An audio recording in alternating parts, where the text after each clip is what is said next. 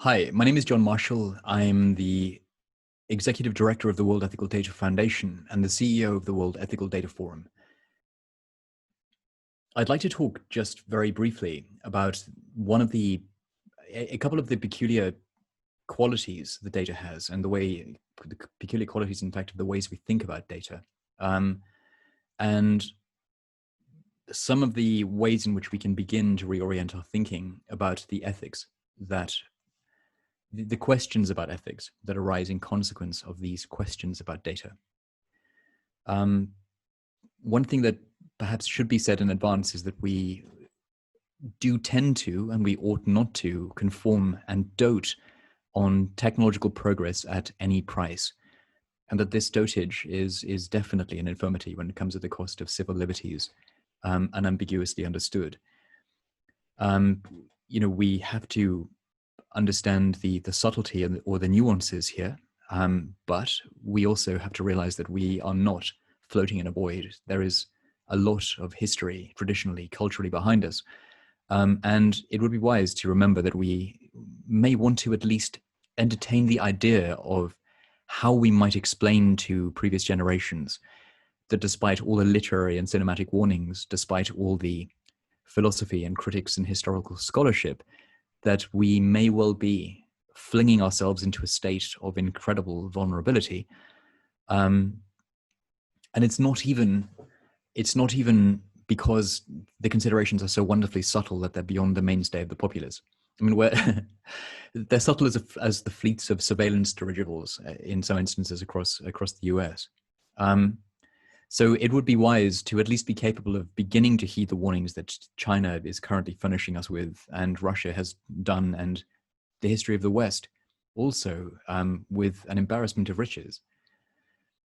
Now, that said, it doesn't change the fact that we are hopeless at deciding how we wish to live. We're very good at working out what we find abhorrent and awful and avoidable, what we find distasteful. We are not so good at the positive exemplar morally, or in terms of the kinds of state or civilization we wish to realize. That's nothing to do with us or our failings. That's just, I think, a condition of human life. I mean, Plato didn't do any better when he wrote the Republic and dreamt up the Callipolis. I mean, he infamously says, that, even the blueprint of this perfect state was going to happen through sort of, the divine intervention or sheer luck. A bit of modesty, therefore, may be in order, and recognize that we may want not to hope for, divine intervention or hope that it's going to happen just due to luck or happenstance. We may wish to, muddle along and try to work out the right way of establishing a discussion that allows us at least a chance of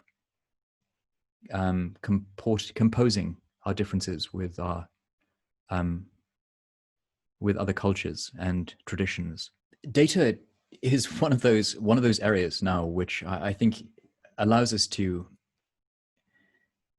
recognize that dealing with the sorts of technology that have become such a part of the fabric of life, we can begin to make distinctions with no difference. Practically, we speak of data, but what we mean in essence is something not distinct from the stuff or the fabric of the life we're living on a daily basis. Whether it's the economy and it's being a digital economy, or it's a democracy and it's having to do with informational democracy and information flow, and it's to do with the ways that we vote, or it's to do even with military infrastructure, and so this aspect of the state as well. And national security, which now again is a nation and national security that seems to have no boundaries, given the uncontainability of data other than by cryptographic means. Despite all of those complications, however, we are able to recognize that there's a great bifurcation. The positives of data for life are potentially so great that it might be, unambiguously, maybe the only unambiguous moral failing not to pursue them and pursue their realization. And yet the negatives are so severe as well that we can't help but recognize that civil liberties can be trounced if we don't, I think, rub our eyes and ears and pay attention to both what is the case and what the implications may well be. A bit of historic context might come in handy from time to time in this regard, when we've tended to allow people to concentrate power into their own hands, largely unelected hands. That can be quite dangerous. These are serious questions anyway. So let's just begin to look at data generally, and how, in terms of the technical sorts of data, we are using computers to do all sorts of things. We can simulate the weather. We analyze DNA sequences, population growth. We look at financial markets. We can model the beginning and the expansion and even the end of the universe according to certain models. We look at chaotic systems. We can use data to test for and diagnose illness, potentially saving millions of lives.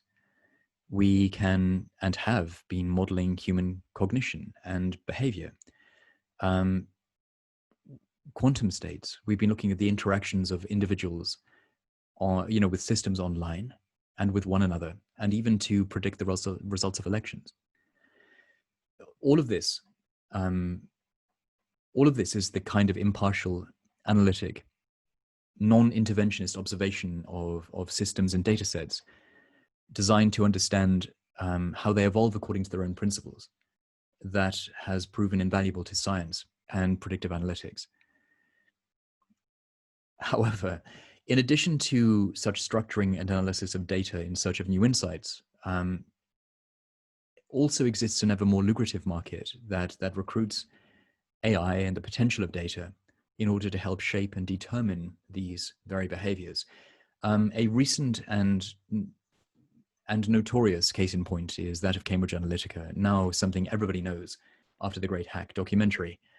But it's worth just remembering, as almost a symbol, how their psychographics, or their work with psychographics, meant that they were able to identify individuals most susceptible to political persuasion, capable of being drawn over into another way of thinking or voting, or otherwise thereby confirmed in their beliefs, and how they then used this analysis to feed content intended to shape attitudes, opinions, and ultimately the voting behavior of these individuals according to the interests of their clients.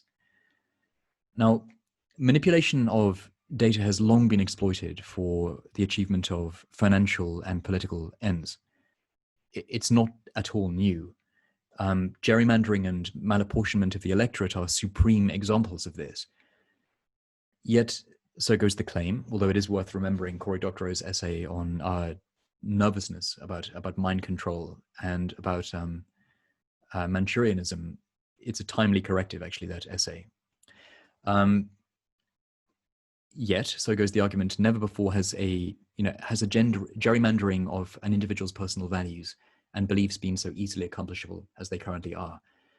And with already well over half the world's entire population regularly able to access the internet, and so subject to such persuasive technologies, and with more and more of our life coming down to the ways in which the AI which govern those systems involve us in their processes to encourage and manipulate engagement, there may well be no area in today's world with quite so much at stake, given how it implicates every institution of importance, from the markets already mentioned to the democratic process, simpliciter, and the people thereby voted into power and able to make decisions about war and COVID-19 policy and anything else. So at least taking seriously the current state of affairs around data harvesting and use, and the technologies which are developing, and how great a leverage and influence over the future the control of these domains is, we can begin to ask a few, I think, rather interesting questions about the ambiguity of certain of the concepts involved. So a couple of complicating factors, and these are, rather interesting. The scope of data. the scope and the nature of the issues around data are not at all immediately obvious. Data isn't only a technical thing. It's not a technical problem only. Something about how data is generated, how it's optimized, how it's put to work. But importantly, there's also the semiotic concern, and a question of how data comes to have meaning at all and be useful. So that whether the term data is used in a general way to describe gathered bodies of facts, the stuff of Wikipedia or science articles, or it's used more technically to designate the materials of statistics or data analytics. Whatever the case, a datum is only ever a unit of potential information until it's placed in an interpretative framework or a theory, some sort of context that grounds it and which gives it significance. Now, that semiotic fact is very, very trivial. It's not going to shock anybody, but the consequences of this are far-reaching, and they're worth reflecting on, because the frameworks which ground those data are not restricted to science, mathematics or statistics, but rightly understood are they can be seen to form hierarchies of shifting, interdependent, and often competing narratives and priorities that run the whole gamut, from the stuff of from the dialectical sort of in pursuit of truth, to the realpolitik, which take in even the narratives propounded by media and governments, which at their worst dispense or downgrade the truthfulness of the claims made and instead simply seek advantage from them. So, although extremely valuable in their own right, to embrace the technical considerations of data alone exclusively would thereby to miss a significant point, precisely because of this dependency on their frameworks. For all a fact and the interpretative scheme that grounds it are conceptually distinguishable, they're also conceptually and practically indissociable. They, the framework is, the context is immanent in the claim or the statement or the fact. So that we can think them differently, we can't actually pull them apart. What that means, in essence, is that the problem of data implicates the entire knowledge economy, and it embraces fake news, media narratives, and the impact of social media quite as naturally as the considerations of bias in data analytics and AI. And it's for this reason, actually, that we spend so much time at WEDF talking to theorists and journalists and politicians, as well as those directly implicated or directly involved in the creation of data and data technologies.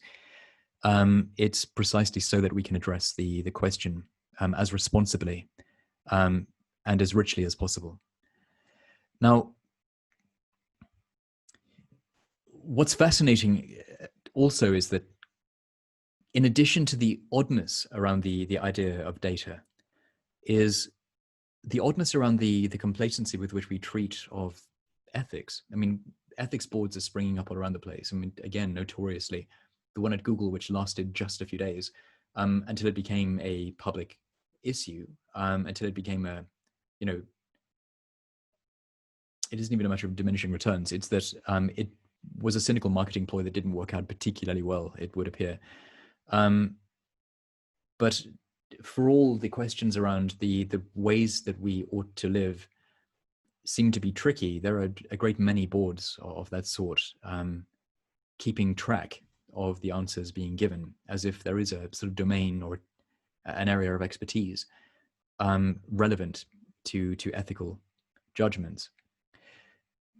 One of the profound problems is that questions like this are seldom straightforward. Ethical questions generally are seldom straightforward, but especially not so in in an area the scope and implications of which are unclear, it being new, and for which our intuitions, our moral intuitions, as well as our intellectual intuitions, are potentially ill-suited. We're hopeless, intellectually at thinking data aggregation. It's very hard to keep all of the relevant things in mind at a sufficient level of complexity and dynamicism to really do anything useful with it.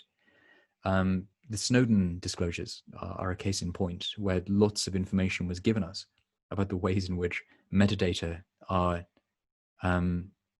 used by surveillance institutes.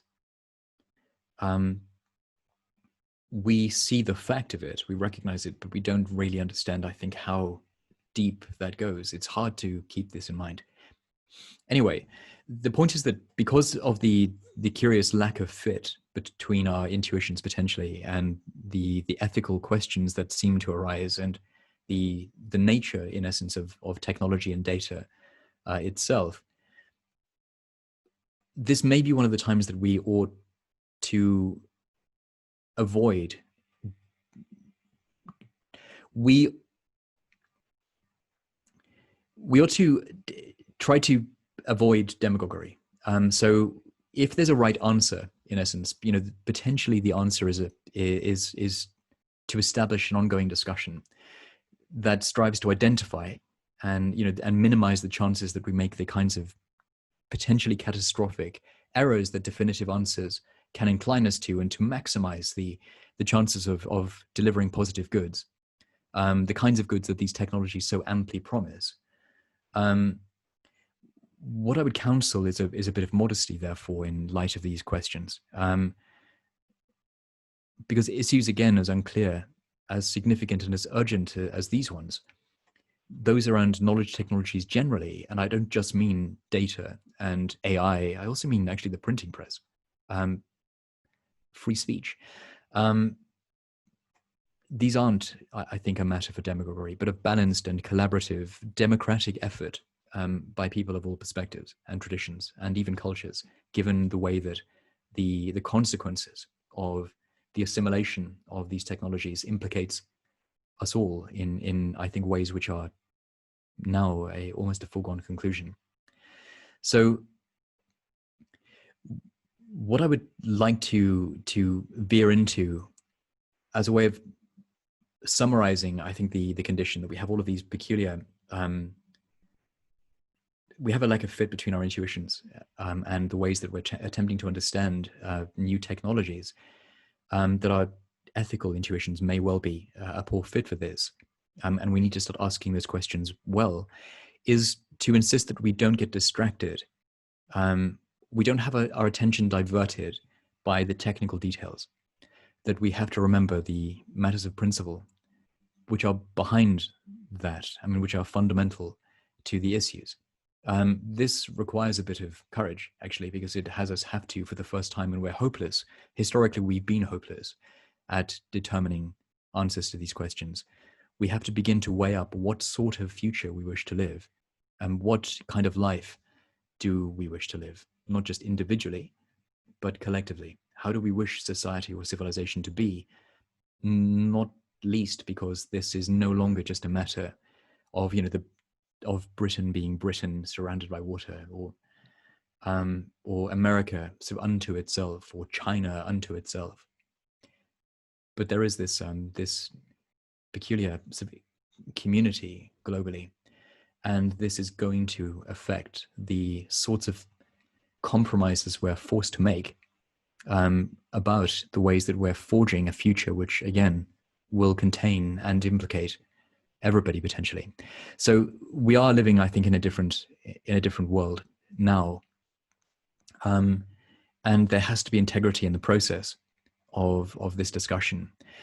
But it doesn't change the fact that we have to step back and take on responsibility for weighing those things ourselves. We can't resign ourselves to the inevitability of history realizing itself in a good way.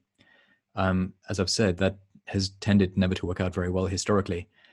It's also the case that this is bystander effects raised to the nth degree, and about such an important question, it is not even on the table.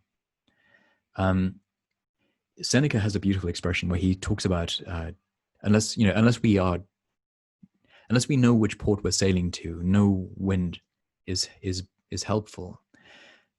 That is more or less how we stand in relation to the technology question, the data question, where we have, on the one hand, negatives which are so serious, and positives which are so very real, that the moral failure to repeat may well be not to pursue their possibility. And so what we want to do is to not treat this like the Scylla and Charybdis, because in fact it's not. It's rather we have to steer it so that we get the one rather than the other. And we can only do that if we have a clear idea of both. We can get a good sense of what we do not wish to dispense with, which parts of our civilization, which parts of our culture do we wish not to let go of, because they're essential, crucial, even structurally, to the right and healthy functioning of a democracy, for example. And which positives do we wish to pursue? We have to forge for ourselves moral or political exemplars that allow us to direct our course. Not an easy matter. Plato failed. Marx failed. It's been a rather hellish history, and Hegel failed. It's all of history is a bit of a mess as far as political theory goes. However, we nonetheless are at a place where we can't but make the choice. And if we don't, then we're choosing simply to resign ourselves to better heads than our own, as we would hope. And my feeling is, given that many of the decisions being taken about the issues which are determining the shape of the future, and that they're market motivated, we would be, I think, mistaken.